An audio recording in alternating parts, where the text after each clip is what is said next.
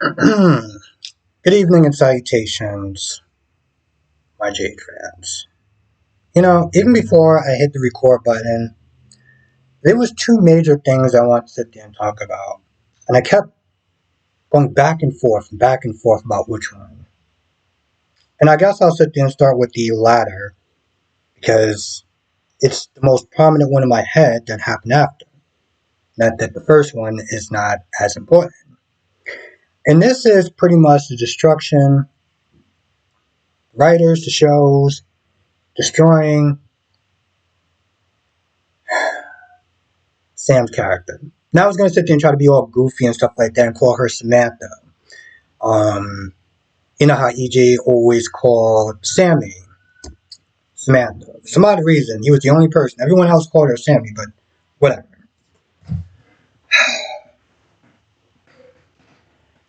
When this character first came on the show, I loved her. Right? There was times where I didn't like the character because she did something that was just so annoying and egregious and just stuff that she would do. It would go from love to, I don't want to sit there and say hate, but to just dislike. But she always made me feel something, you know? And over the years, they have took her character and it's been like, what are we doing with this chick? And it seemed like they just didn't know what to do with her. And I knew that they didn't know what to do with her when they decided to put her with Patrick Drake, right? And don't get me wrong, back in the day, that used to be among my favorite characters was Patrick Drake, along with Jason and Sonny before, well, we all know what ended up happening. But it was like, what are they doing with this character, right? And we fast forward a little bit, and Sam breaks up with Jason, right? And the audience is very divided because for me, I sat there and I was like, this just seems so out of pocket because it was just literally last minute the way that she did that. She was like, if you walk out this door, don't bother to come back. And when Jason was like, if you felt like this, how come you didn't sit there and talk to me? Because nobody likes being blindsided. And she was like, well, if I would have sat there and talked to you before, would you have listened? Well, I don't know, idiot, because you didn't sit there and give him the chance. So you blindsiding him and you just breaking up with him out the blue seems totally out of pocket, right? And people always sit there and say, well, people can sit there and change their minds. And 1 minute you want to be the ride or die. Next, you had children. You had something to sit there and think about something to lose, right?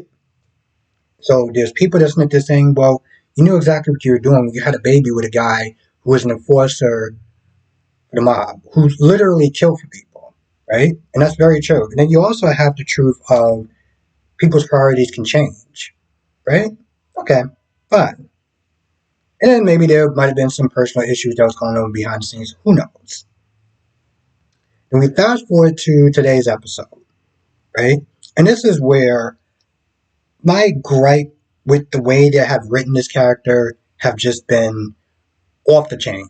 Besides the fact that she showed very little to no emotion when she saw the quote unquote love of her life bleeding on a damn gurney and she had no sort of reaction. She wasn't crying, she wasn't hysterical or anything like that. It was just like, damn, that's terrible. People sat there and they came up with all sorts of plausible reasons. And I love my subscribers and you are free to sit there and think what you want.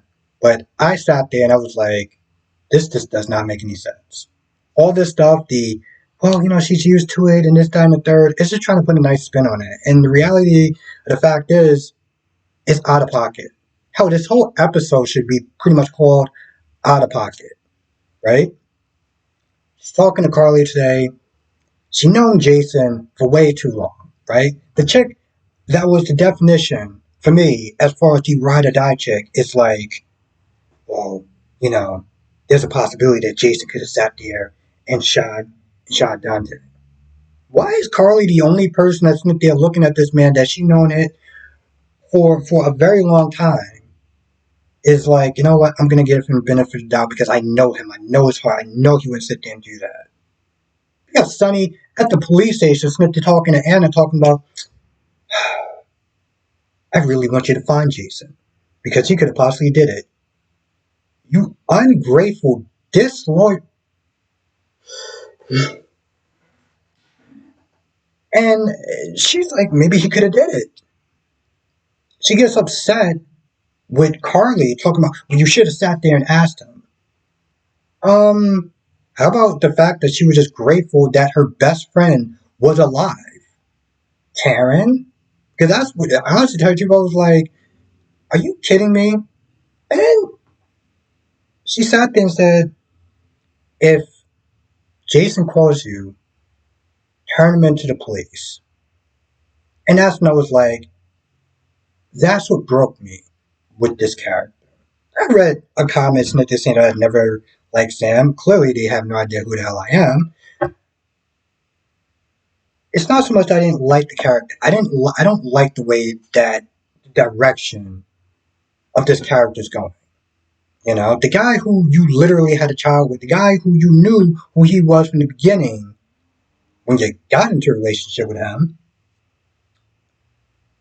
the guy who you was the ride or die for, is telling her to call the police. Not even bothering to give him the benefit of the doubt. So when I do live streams and I sit there and say, has Sam character ran their course? I'm not doing it out of malice. I don't like the direction of the way that the character's going. And there's times where I do feel like maybe Kelly is not putting all of it in to her character. Let's talk about Drew for a minute. You know, aka the number one character that people seem to just hate, to put honestly, which I've never actually really give a character that much power or to sit there and say hate. I feel like it's a very strong word, but whatever. People are sitting there saying that he's being insecure, right? He's being insecure. Oh my god, he's so wimpy and this, that, and the third. Okay.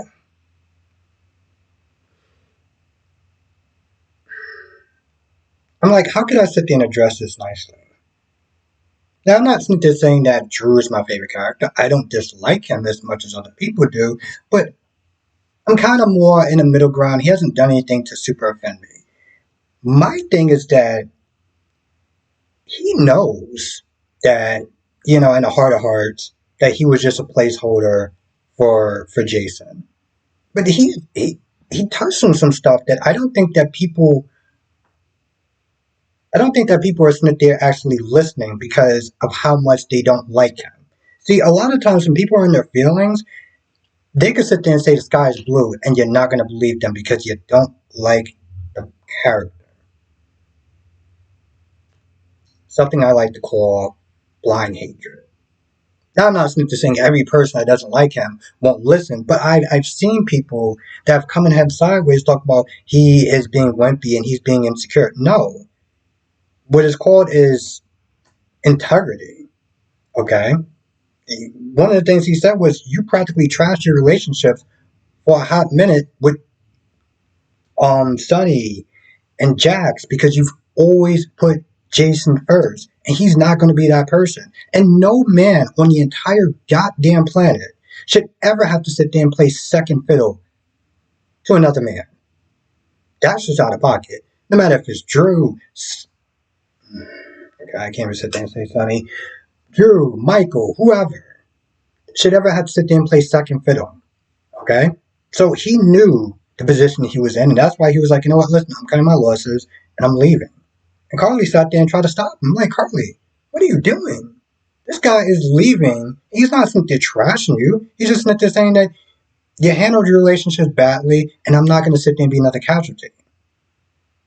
She tries to, you know, she's crying and everything like that, and she's like, so you sitting there saying that we're all... I literally sat there, it was so hard to sit there and listen to Carly try to... What are you going to do? You're going to pacify him and be like, oh, it's fine. I still want you in my life. I'm going to put this man first, but I still want you in my life, and just think that he's just going to be cool with it? one, you don't know men, and two, you clearly you're clearly insulting him by thinking that he's going to sit there and play that position. So he left, and he had every right to sit there and leave. Call it integrity. That's what it comes down to. Regardless if you dislike him with a passion, right? But he did what he felt that he needed to do. And at the end of the day, you can't sit there and argue with that. You can dislike the character you like. I can dislike Nina a lot of times, but I'm not going to sit there and say every action that she done or how she feels is entirely wrong. Um. So yeah, like I said, Sunny came to Anna, which honestly, to tell you the truth, I'm not gonna lie, kind of seemed like a pointless scene because they're just re-going over everything, and Anna pretty much is like, I don't have any more information to sit there and tell you if Jason shot him or not. So Sonny is just doing his usual Dark Vader stare and brooding and everything like that. And the scene generally goes nowhere. Just like the scene with John and Chase. All you think they're doing is you cool that they're following a woman that's hanging out with a known racketeer. Chase is like I have faith in her. So whatever she's doing in there, there's a reason for it. And I'm not gonna sit there and question it. It's called having faith in her. He walks off, and he should have. Talks to Sonny for a little bit, for like less than 10 seconds, and then he walks off. Now, they eventually do want to getting Willow. Danny gets Michael. Um, Danny is a lot more concerned about Jason than, he's pretty much showing. Because, his first thing was just to walk off. I'm like, where the hell are you going? What are you doing? The guy who's sitting there saying that he misses his dad is right there. You're about to walk off? Like, what? I understand the resentment.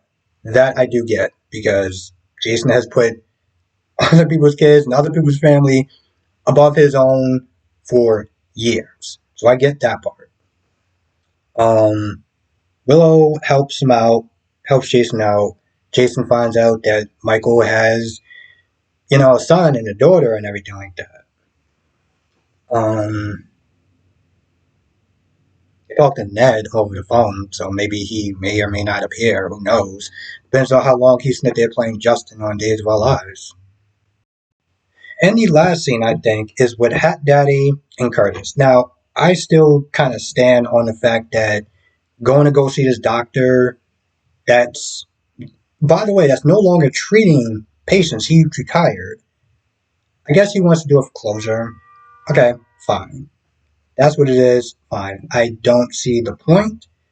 I mean, I guess closure, all right, maybe I guess that's the point. But I guess I just was sitting there looking at it. It's like, okay, so you talked to him and you confronted him and you sat there and said that you misdiagnosed me and you probably misdiagnosed a bunch of other people, but you're not going to get that time back, right? You're going to pull all that emotion into this man and you're not going to get anything back from yourself for closure.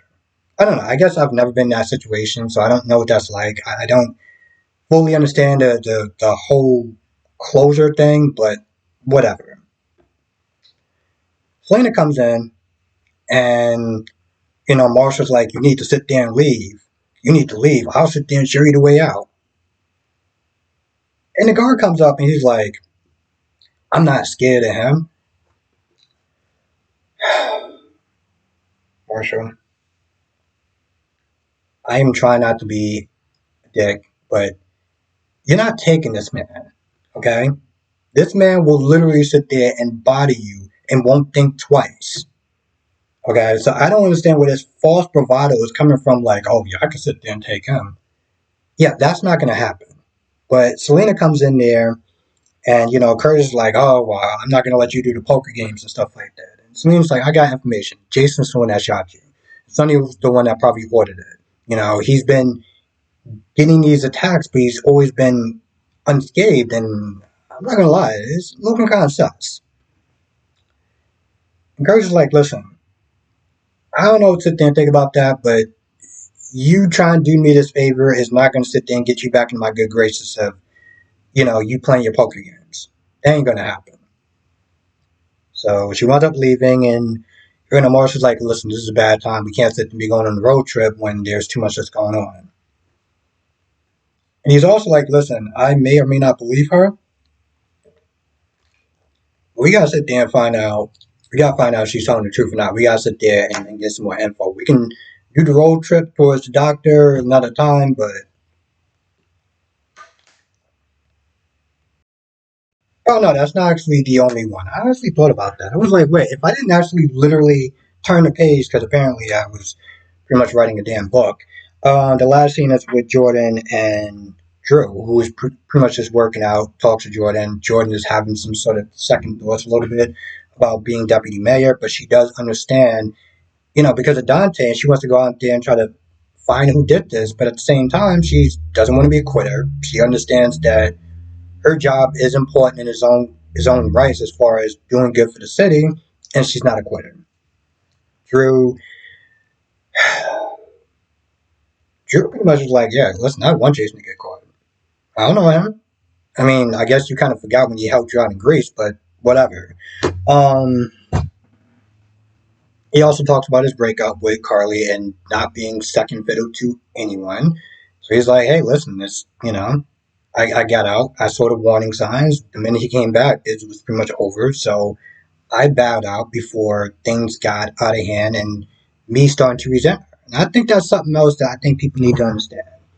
Is that it's better for him to sit there and get out now, still have some sort of a friendship. They're still connected, and he doesn't have to sit there and deal with that because if he would have stayed with her and things would have kept going the way that they were going, like it does with Carly and Jason every other time, he would have resented her, and that would have been a lot worse because they're connected through their families. Okay, and this is an awkward thing, and it's already awkward that they've broken up, but it would have been worse him having some sort of resentment towards her. Um, Talking about working together, so who knows if they're gonna hook up or not. I also did not understand what the hell was she wearing. Like the little floaty thing or whatever, the jacket. I was like, what are you wearing? I really, for workout gear, I didn't really understand what the hell she was doing. It was like, was they just trying to experiment with her or something? I don't get it.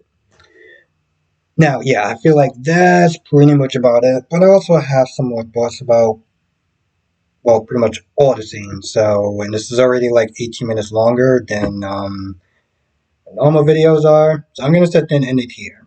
But you know, I'd always sit there and say, this isn't over. As far as my thoughts and stuff. So come to the live stream tonight. 8 p.m. Eastern, 5 p.m. Pacific. We'll sit there and talk more about General Hospital, Days of Our Lives, Bold and the Beautiful, Young and the Restless, because I got some thoughts on those as well. Yeah, I did. So yes, with that being said, I'm going to go. I'll see you in the next video.